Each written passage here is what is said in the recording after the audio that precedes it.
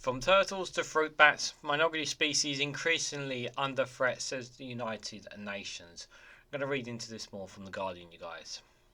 Let's go.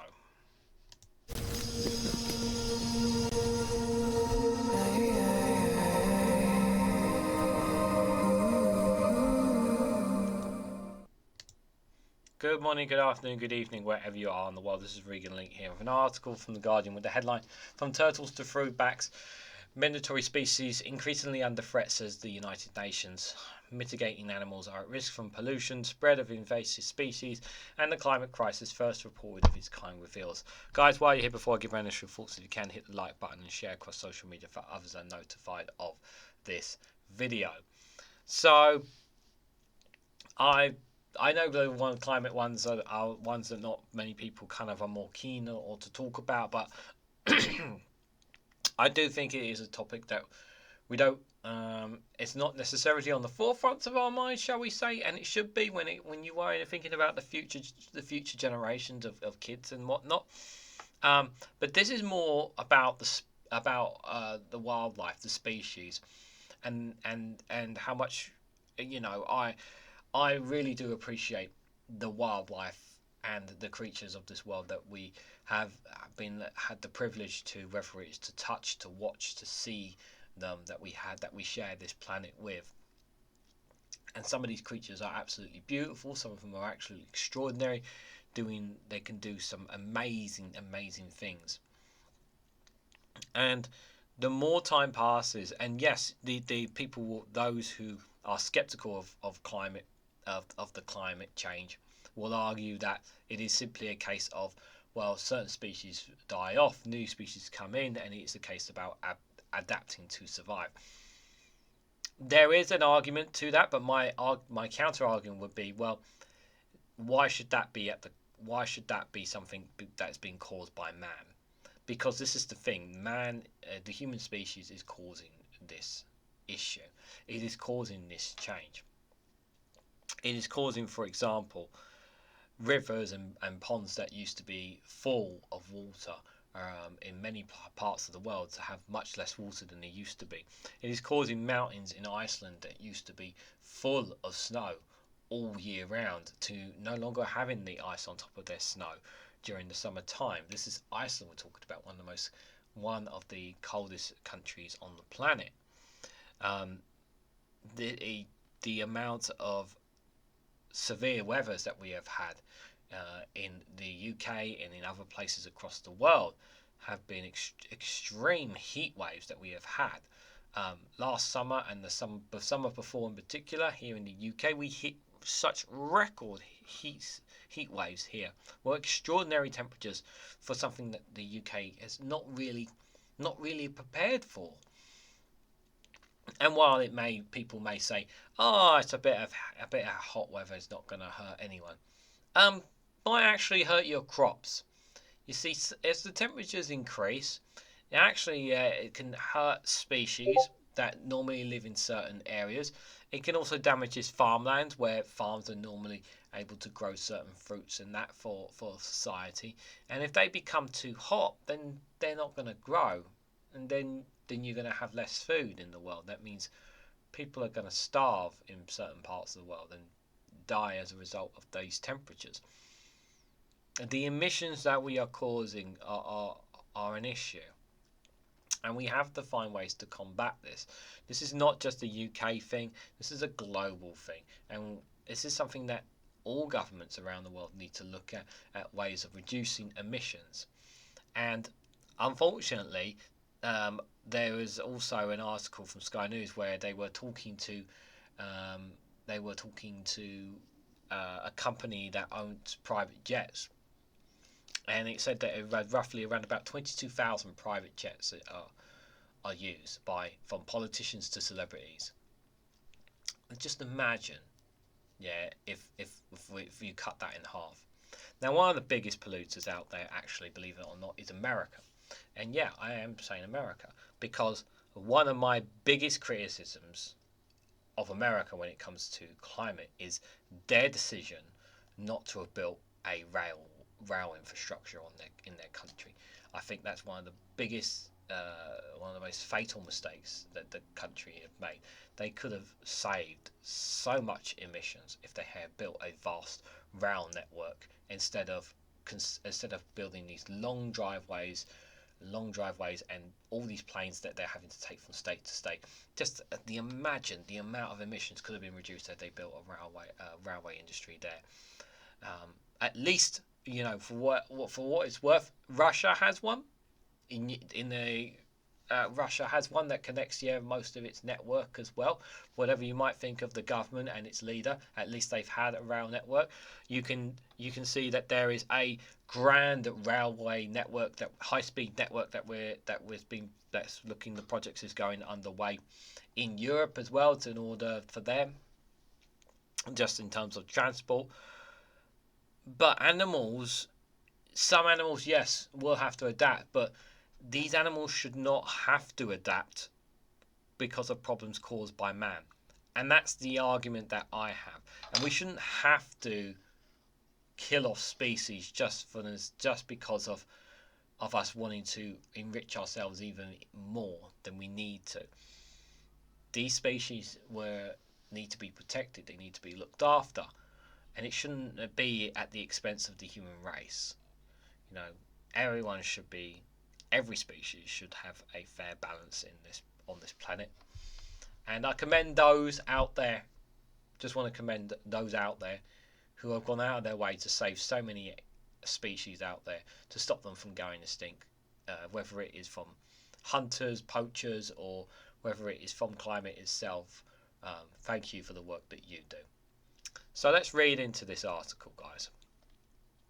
So more than a fifth of minority species under international protections are threatened with extinction, including nearly all nomadic fish, according to the first UN expert assessment. From humpback whales to Dalmatian pelicans, each year billions of animals journeys with the seasons over oceans, on land and in the sky. By a new report by the Convention of the Conservation of Migratory Species of Wild Animals, CMS, has found that many migratory species are at risk of disappearing, threatened by human pollution, the spread of invasive species, and the climate crisis. What other thing happens as well is that as the planet gets warmer, certain species or certain insects will move from one place to another, in places that they're not usually in, and it can create really bad effects on species and animals that are already in a certain area, and it could cause them to be wiped out as a direct result of the planet being warmer as well, which would basically mean by the human race doing it because of our emissions that we are causing. The assessment of minority animals that are under protection from the treaty found that 22% of the 1,189 CMS shortlist species are threatened with extinction, and nearly half, 44%, are showing population declines. As many under unsuitable pressures from habitat losses and overexploitation, as much as 97% of sharks, rays and sturgeons on lists facing a high risk of extinction, with populations declining by 90% since the 1970s. 1970s. When you watch those animal shows and you see those beautiful creatures, you think to yourself, do you really want to be responsible? In part, if it comes to the back of your mind, you're thinking, you wish you could have done something. It's so important that we hold governments to account when it comes to the future of our planet.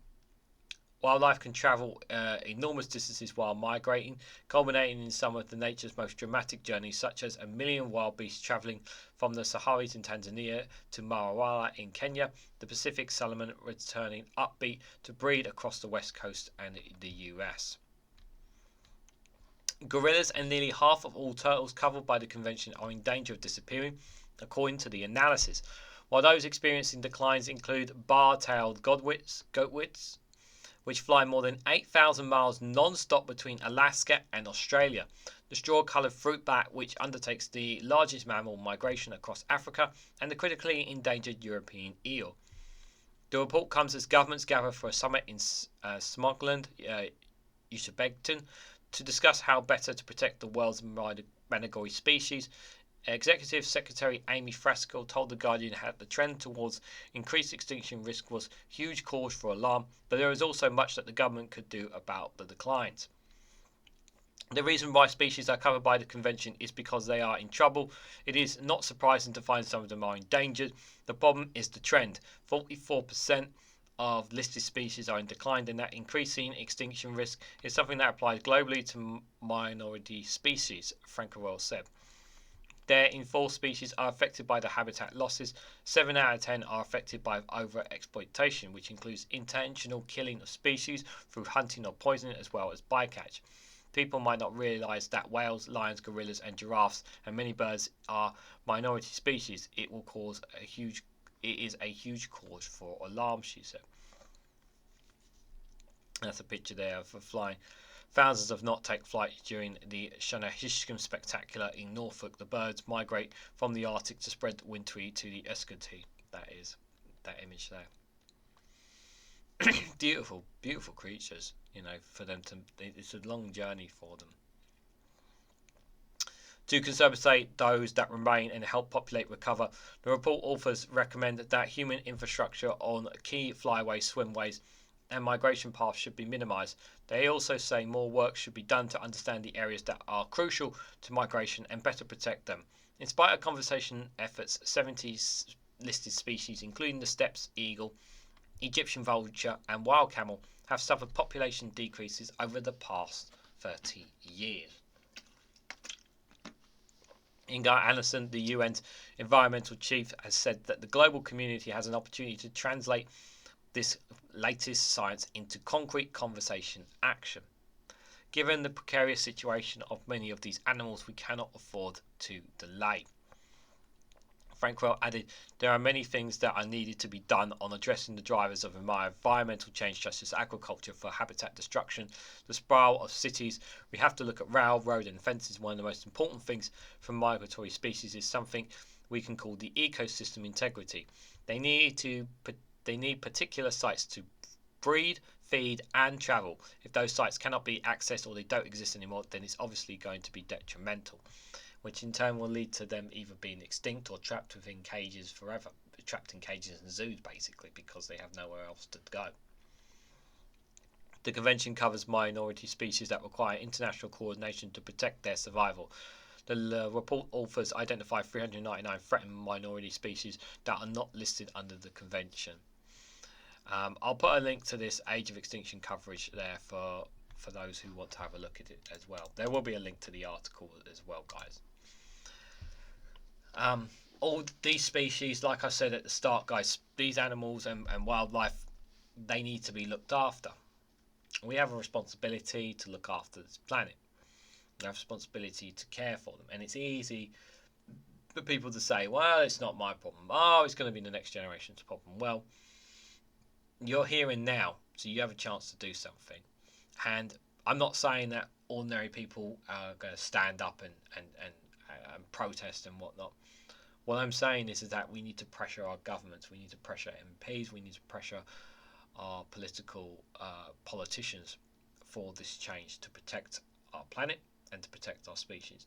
That is where the pressure comes from. It's not a call for people to start marching in the streets. No, that's not the way to do it. As a last resort, maybe, if you really want to, but that's entirely your discretion.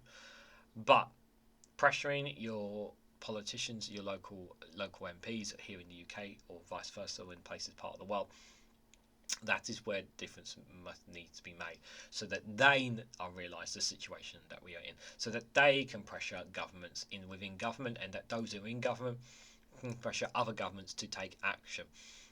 We must build this catalyst of pressure from the public in order for us to make the changes necessary. It can be done, but at the moment, with the world as it is, too many people are focused on other things. And it's important to remember that this planet is getting hotter, and the talk about climate is not going to go away until we actually address the issue. Scientists and experts have been telling us this for ages. And the only reason there's been a little bit more talk about it than before is because we're noticing it. And we're going to keep noticing it the more it happens. Whether it's hotter climates, more hurricanes, more devastation. We've seen it around the world, and it's not going to end anytime soon, guys. So what do you guys make of some of these species that are at risk? What do you guys make of some of them, and the difficulties and the challenges that lie ahead? What do you think that you as an individual could do? What do you think that local politicians could do? Is it simply a case of pressuring bigger governments and cooperation between them in order to ensure that not only we do this for the sake of species, but for the planet itself when it comes to climate change? Let me know your thoughts about all this in the comments section down below. If you found this video interesting, please hit the like button. We greatly appreciate it. Share it across social media so others are notified of this video, and subscribe because it really does help out the channel. And if you want to financially support me in the work that I do here, you can do so for as little as 99p as a YouTube member, or joining me on Rumble or Patreon for exclusive content there. Thanks so much for watching, guys, and I hope to catch you all very, very soon.